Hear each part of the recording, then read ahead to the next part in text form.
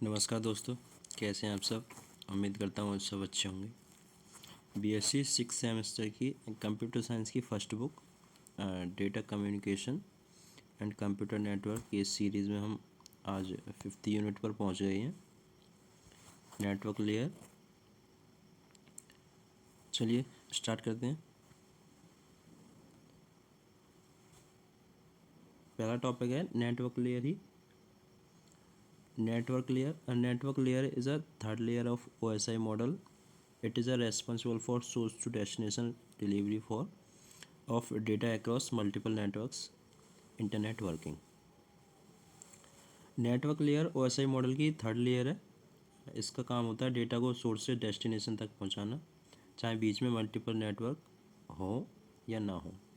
ठीक है, simple words में बोलूँ तो ये लेयर डिसाइड करती है कि डेटा को कौन सा रास्ता लेना चाहिए। ठीक है, अब इसके कुछ मेन फंक्शंस हैं नेटवर्क लेयर के। पहला है लॉजिकल एड्रेस। हर डिवाइस को एक आईपी एड्रेस प्रोवाइड किया जाता है, और आईपी एड्रेस ये बताता है कि डेटा कहाँ से आ रहा है और कहाँ जाना है। ठीक है, इसका एग्जांपल है ये अभी आगे आईपी एड्रेस पढ़ेंगे जब मैं बताऊंगा ये कौन से वर्जन का है। ठीक है, आगे देखेंगे। दूसरा फंक्शन है इसका राउटिंग। राउटिंग का काम होता है बेस्ट पाथ चूज़ करना।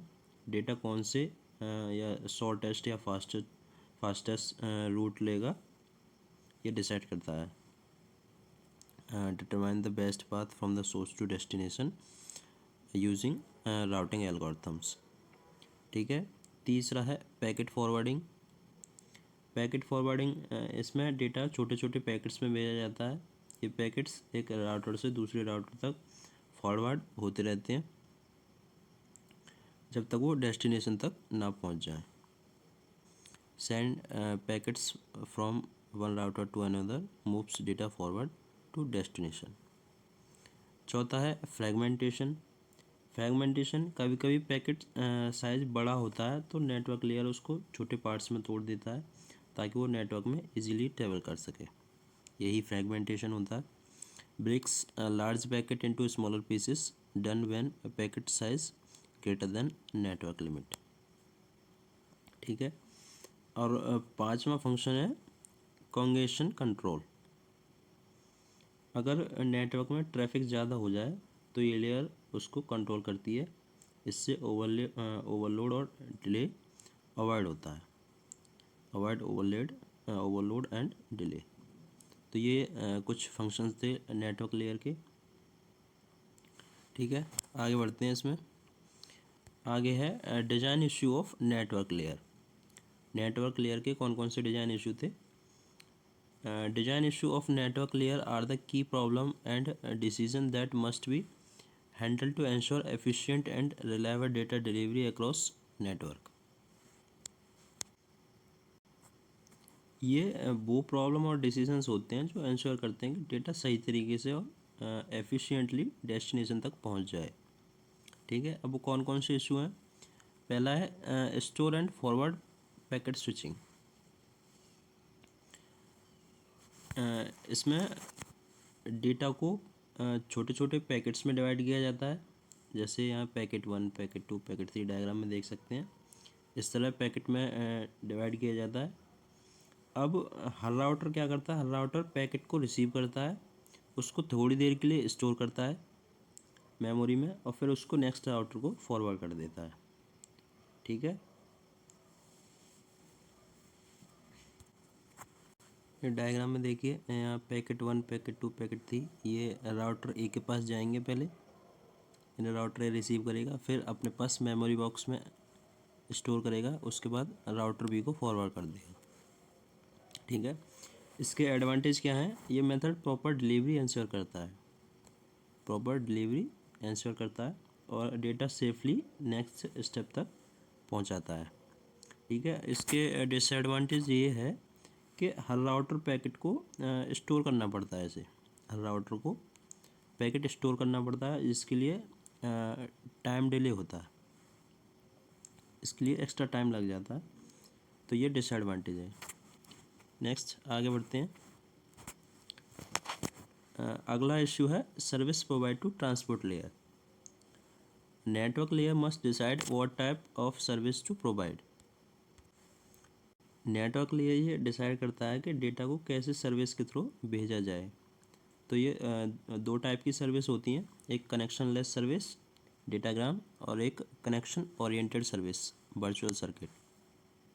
ठीक है, तो कनेक्शन लेस सर्विस, इसमें कोई सेटअप नहीं होता है और हर पैकेट इंडिपेंडेंटली ट्रैवल करता है। ठीक है, इसका मतलब पैकेट अपना डेस्टिनेशन एड्रेस खुद कैरी करता है और राउटिंग डिसीजन भी अलग अलग लिया जाता है। ठीक है, इसका एग्जांपल है, एडवांटेज है सॉरी इसके, ये एक तो फ्लेक्सिबल होता है और डिसएडवांटेज ये है कि may cause out of order delivery, मतलब पैकेट ऑर्डर में नहीं पहुंच सकते, जैसे आउट ऑफ डिलीवरी ये होता है इसमें कनेक्शन लेस सर्विस में। Connection oriented service, path is fixed before transmission, इसमें पहले से ही फिक्स्ड पाथ सेट किया जाता है, फिर सारे पैकेट सेम रूट फॉलो करते हैं। ठीक है, एक बार पाथ बन जाए तो बाकी सब पैकेट उसी रास्ते से जाएंगे, ये होता है कनेक्शन ओरिएंटेड सर्विस में। Advantage, order to delivery, reliable delivery होती है इसमें, पैकेट्स प्रॉपर ऑर्डर में आते हैं और कोई सेट की रिक्वायर्ड नहीं होती इसमें। ठीक है, तीसरा इश्यू है कॉन्जेशन कंट्रोल। कॉन्जेशन कंट्रोल में क्या होता है, जब नेटवर्क में बहुत ज़्यादा ट्रैफिक हो जाता है तो नेटवर्क लेयर यूज़ करता है कॉन्जेशन कंट्रोल। इसका काम है नेटवर्क ओवरलोड होने से बचाना, prevent network overload, control traffic when too many packets are sent, traffic को मैनेज करता है और परफॉर्मेंस इम्प्रूव करता है। मे डिले पैकेट्स, बट कभी कभी पैकेट्स में डिले भी हो सकता है। ठीक है, आई होप यहाँ तक क्लियर हो गया होगा एकदम। आगे बढ़ते हैं। आगे टॉपिक आता है इसमें switching. Switching is the process of transferring data from source to destination through intermediate nodes switch router by selecting a suitable path. Switching का मतलब होता है डेटा को सोर्स से डेस्टिनेशन तक भेजना, चाहे बीच में डिफरेंट डिवाइस स्विचेस राउटर का यूज़ करके और बेस्ट पाथ सेलेक्ट करके डेटा को ट्रांसफ़र करना, ये स्विचिंग का काम होता है। टाइप ऑफ स्विचिंग, स्विचिंग के टाइप देखते हैं। पहला टाइप है सर्किट स्विचिंग। सर्किट स्विचिंग में क्या होता है, a dedicated path is established before data transfer. Data भेजने से पहले एक डेडिकेटेड पाथ फिक्स्ड कनेक्शन बना लिया जाता है और कम्युनिकेशन के दौरान ये पाथ चेंज नहीं होता है, path remains fixed during communication. इसका एग्जांपल है टेलीफोन नेटवर्क। जब आप कॉल करते हो तो उसमें पहले कनेक्शन एस्टेब्लिश्ड होता है, फिर बात कंटिन्यूस चलती रहती है। इसके फ़ायदे क्या हैं? फ़ायदे, कंटिन्यूस ट्रांसमिशन होता है और एक बार सेटअप हो जाए तो डिले नहीं होता है इसमें, नो डिले आफ्टर सेटअप। नुकसान क्या है इसके, डिसएडवांटेज, पहले सेटअप में टाइम लगता है, अगर कनेक्शन आइडियल है, कोई डेटा नहीं भेज रहे तब भी बैंडविड्थ वेस्ट होती है इसमें, सेटअप टाइम रिक्वायर्ड और best bandwidth when ideal. Okay, आगे बढ़ते हैं। पैकेट स्विचिंग में ये स्विचिंग में पहला टाइप था सर्किट स्विचिंग, अगला टाइप है पैकेट स्विचिंग। पैकेट स्विचिंग क्या होता है, इसमें होता है कि आप पूरा डेटा एक छोटे छोटे पैकेट्स में डिवाइड कर दिया जाता है, हर पैकेट अपना रास्ता खुद चुनता है और इंडिपेंडेंटली ट्रैवल करता है, ईच पैकेट ट्रेवल्स इंडिपेंडेंटली, और इसके लिए कोई फिक्स्ड पाथ की ज़रूरत नहीं होती, नो फिक्स्ड पाथ रिक्वायर्ड। इसका सबसे बड़ा एग्जांपल है इंटरनेट। ठीक है, इसके फ़ायदे क्या हैं, ये बैंडविड्थ का बहुत ही एफिशिएंट इस्तेमाल करता है, और क्योंकि एक ही रास्ते से अलग अलग सोर्स तक डेटा जा सकता है। Efficient use of bandwidth, no need for dedicated path. अलग अलग रास्तों की हमें ज़रूरत नहीं होती इसमें। डिसएडवांटेज क्या है? डिले पॉसिबल, इसमें थोड़ा डिले हो सकता है, और पैकेट्स में अराइव आउट ऑफ ऑर्डर, और पैकेट अलग अलग रास्तों से आते हैं तो हो सकता है कि आउट ऑफ ऑर्डर आगे पीछे पहुँचे। ये थी पैकेट स्विचिंग। अगला है मैसेज स्विचिंग। मैसेज स्विचिंग में क्या होता है? मैसेज स्विचिंग ये पैकेट स्विचिंग से थोड़ा पुराना और अलग तरीका है। ये पुराना इसमें पूरा मैसेज एक साथ भेजा जाता है। जैसे पैकेट स्विचिंग में डेटा को स्मॉल पैकेट्स में डिवाइड किया जाता था, लेकिन मैसेज स्विचिंग में पूरा मैसेज एक साथ भेजा जाता है। इसे स्टोर एंड फॉरवर्ड टेक्निक कहते हैं। मतलब मैसेज पहले नोड ए पर जाएगा, वहाँ से पूरा स्टोर होगा, और फिर नोड बी पर जाएगा, और फिर बी से आगे डेस्टिनेशन तक फॉरवर्ड किया जाएगा। इस तरह से होता है इसमें मैसेज स्विचिंग में। इसके एडवांटेज क्या है? इसमें भी पैकेट स्विचिंग की तरह कोई डेडिकेटेड फिजिकल पाथ ब्लॉक करने की ज़रूरत नहीं पड़ती है। और डिसएडवांटेज क्या है?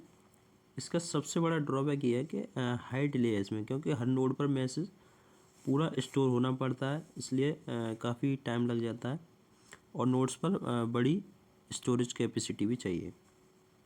तो ये डिसएडवांटेज है। नेक्स्ट आगे बढ़ते हैं। इसमें आगे आ जाए routing algorithm. A routing algorithm is a method used by network layer to determine the best path for data packets to travel from source to destination. Routing algorithm एक ऐसा मेथड है जिसे नेटवर्क लेयर इस्तेमाल करती है। इसका काम होता है सोर्स से डेस्टिनेशन तक डेटा पैकेट्स के लिए सबसे बेहतरीन रास्ता ढूंढना। ठीक है, मतलब ये इंटरनेट का एक गूगल मैप की तरह समझ सकते हैं। Types of routing algorithm. Routing algorithm के टाइप्स कौन कौन से हैं? पहला है shortest path routing. Shortest path routing, it is a routing algorithm used to find the minimum cost path between source and destination. इसका मेन मकसद होता है सोर्स और डेस्टिनेशन के बीच में मिनिमम कॉस्ट पाथ ढूंढना। ठीक है, ये शॉर्टेस्ट पाथ सिर्फ रास्ते की लंबाई या डिस्टेंस नहीं देखता, बल्कि ये टाइम और कॉस्ट पर भी डिपेंड करता है। ये डायग्राम में आप देख रहे होंगे, डिस्टेंस भी है, कॉस्ट भी है, और टाइम भी है। ठीक है, यूजेस एल्गोरिथम लाइक, इसमें सबसे मशहूर डिजिटकास्टर एल्गोरिथम यूज़ होती है, जो मैथमेटिकली सबसे सस्ता और छोटा रास्ता निकालती है। ठीक है, दूसरी राउटिंग एल्गोरिथम है link state routing. Each router has complete knowledge of network topology. मतलब इसमें हर राउटर के पास पूरे नेटवर्क की कंप्लीट नॉलेज टोपोलॉजी होती है। उसे पता होता है कि कौन सा राउटर कहाँ जुड़ा है। ठीक है, और इसका एग्जांपल है सबसे बड़ा OSPF, open shortest path first protocol. ये इसका लिंक स्टेट राउटिंग का एग्जांपल है।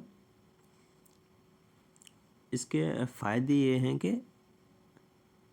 ये बहुत फास्ट काम करता है और एक्यूरेट है, लेकिन ये थोड़ा कॉम्प्लेक्स है, और इसके लिए राउटर में ज़्यादा मेमोरी की ज़रूरत होती है। ये डिसएडवांटेज भी है इसका। अगला टाइप है राउटिंग एल्गोरिथम का फ्लोटिंग।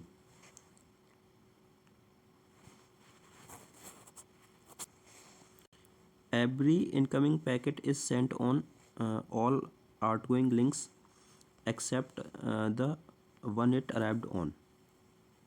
मतलब इसमें हर आने वाला पैकेट राउटर के सारे आउटगोइंग लिंक्स पर भेज दिया जाता है, सिवाय उस लिंक के जहाँ से वो आया है। ठीक है, एडवांटेज हैं इसके। इसका सबसे बड़ा फ़ायदा ये है कि ये डेटा डिलीवरी की गारंटी देता है। पैकेट किसी न किसी रास्ते से पहुँच ही जाएगा। ये इंश्योर करता है। ठीक है, डिसएडवांटेज है हाई ट्रैफिक और नॉट एफिशिएंट। नुकसान ये है कि इसमें हाई ट्रैफिक होता है और बिल्कुल भी एफिशिएंट नहीं है। अगला टाइप है ब्रॉडकास्ट राउटिंग। इस मेथड में एक सिंगल सोर्स से पैकेट नेटवर्क के सारे नोड्स को भेज दिया जाता है। In this method a packet is sent from one source to all nodes in the network. ठीक है, इसका इस्तेमाल तब होता है जब हमें नेटवर्क अपडेट्स देनी हो या सारे राउटर को एक साथ इन्फॉर्मेशन शेयर करनी हो। जैसे कोई अनाउंसमेंट होती है तो वो सभी के लिए होती है एक साथ बताने के लिए, वही होता है ब्रॉडकास्ट राउटिंग में।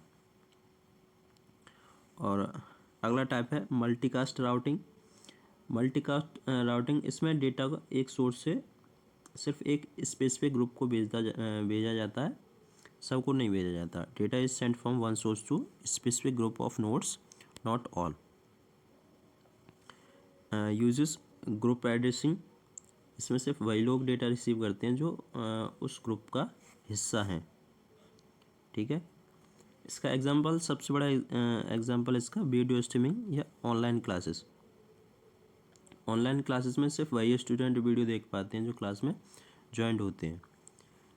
तो ये था मल्टीकास्टिंग राउटिंग। सिंपल है। फ्लोटिंग मतलब सब जगह डाटा भेज दो, ब्रॉडकास्ट मतलब नेटवर्क में सबको भेज दो, और मल्टीकास्ट मतलब सिर्फ उन्हें भेजो जिन्हें ज़रूरत है। ठीक है, समझ में आ गया होगा। आगे बढ़ते हैं। आगे नेक्स्ट टॉपिक है इसमें पैकेट शेड्यूलिंग। पैकेट शेड्यूलिंग क्या होता है? Packet scheduling is a process used by router to decide the order in which packet are transmitted when multiple packets are waiting in a Q.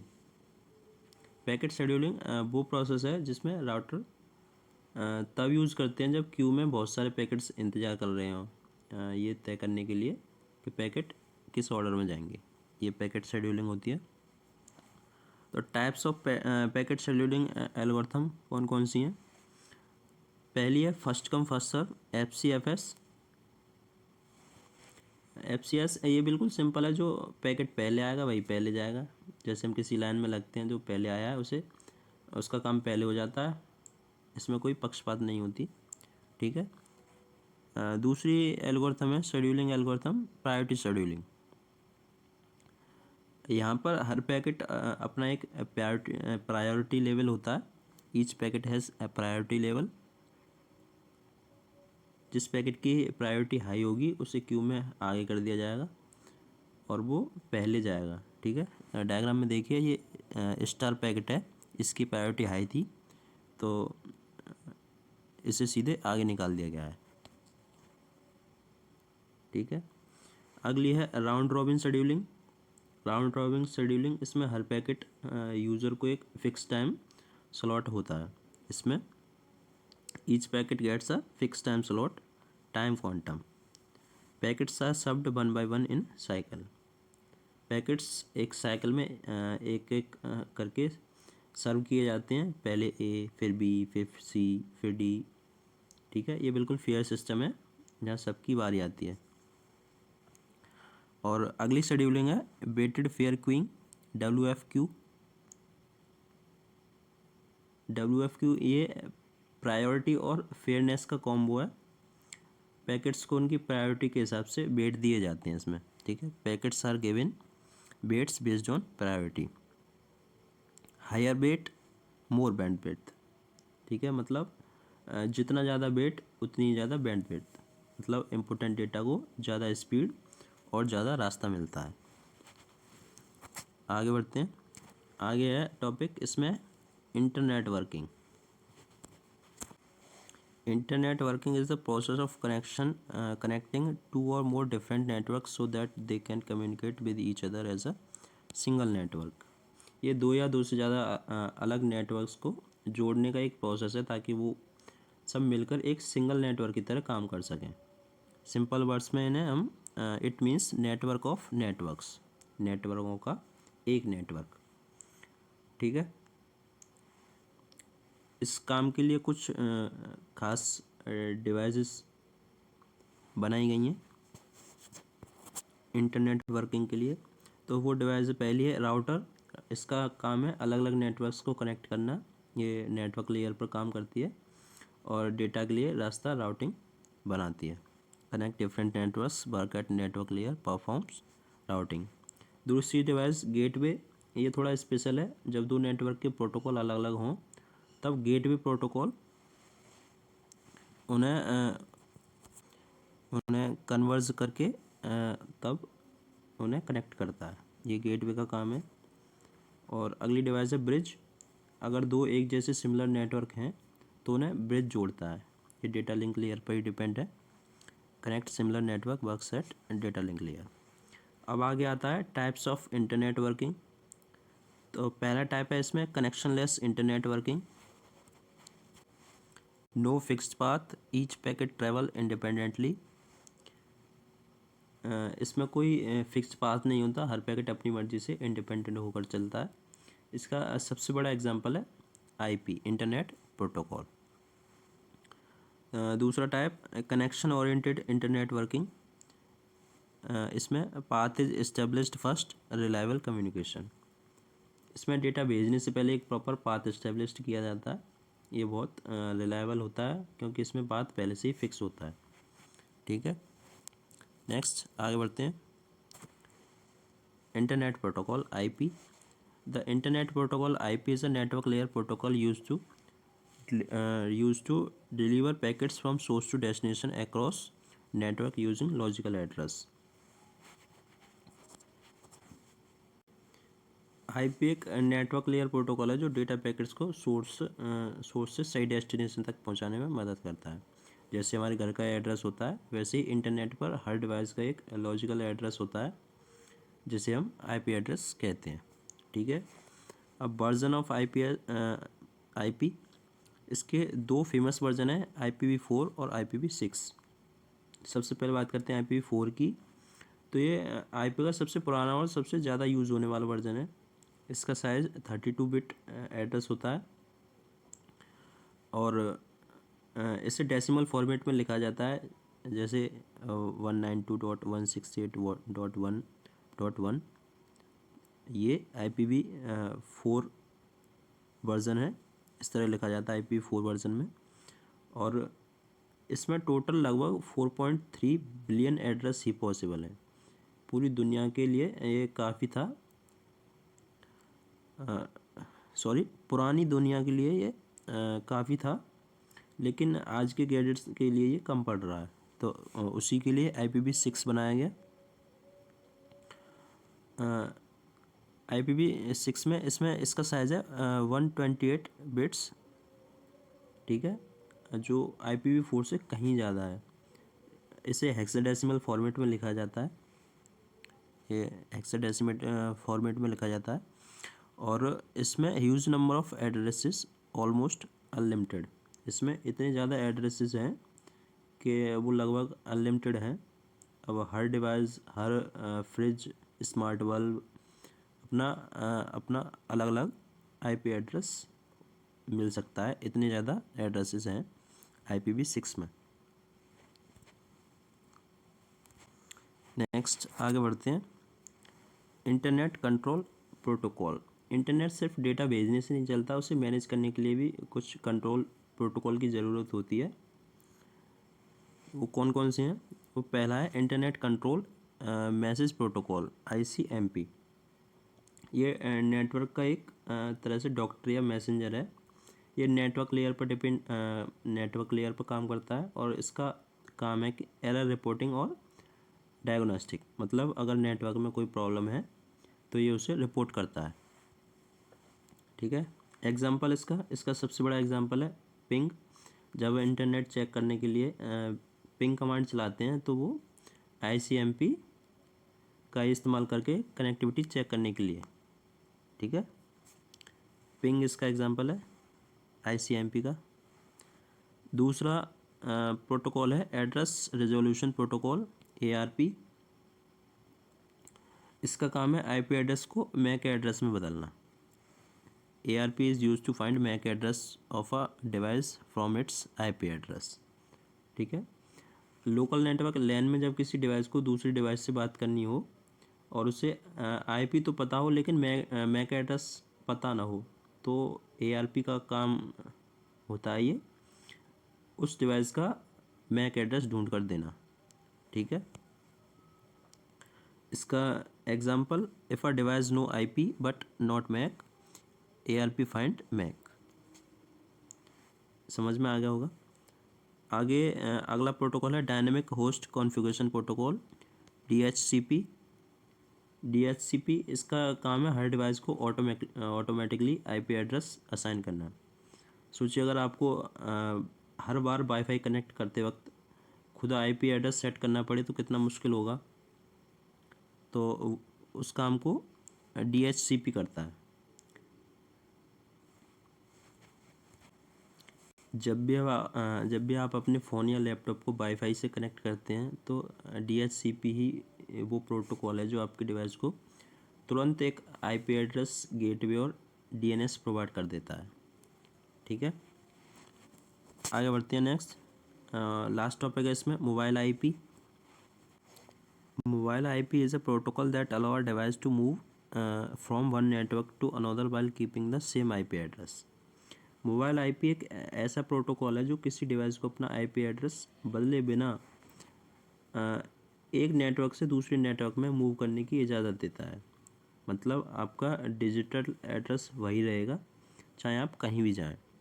ठीक है, अब इसकी working देखते हैं। वर्किंग इसे रोड मैप से समझते हैं। सबसे पहले हमारा मोबाइल नेटवर्क, मोबाइल नोड जैसे आपका लैपटॉप या फ़ोन अपने होम नेटवर्क से निकलकर एक नए नेटवर्क में एंटर करता है। ठीक है, उसके बाद नए नेटवर्क में जाते ही उसे एक टेम्परेरी एड्रेस मिलता है, जैसे केयर ऑफ एड्रेस बोलते हैं, COA। ये बिल्कुल वैसा ही है जैसे आप किसी होटल में गए, आपको वहाँ एक टेम्परेरी रूम नंबर मिलता है। इसके बाद आगे ये नया एड्रेस हमारा होम एजेंट को रजिस्टर करवाया जाता है ताकि उसे पता हो कि हम अभी कहाँ हैं। ठीक है, यहाँ पे होम एजेंट को रजिस्टर करवा दिया जाता है। उसके बाद अब जो भी डेटा पैकेट्स हमारे पुराने होम एड्रेस पर आते हैं, हमारा होम एजेंट उन्हें पकड़ लेता है और नए लोकेशन COA की तरह फॉरवर्ड कर देता है।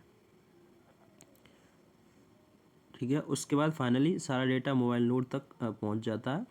और सबसे अच्छी बात यह है कि हमारा ओरिजिनल आईपी कभी नहीं बदलता है। Data reach mobile node without changing original IP. उम्मीद करता हूँ यहाँ तक आपको सब कुछ अच्छे से समझ में आ गया होगा। अगर वीडियो पसंद आई हो तो वीडियो को लाइक करना और चैनल को सब्सक्राइब करना। मिलते हैं नेक्स्ट यूनिट में। Thank you, thanks for watching.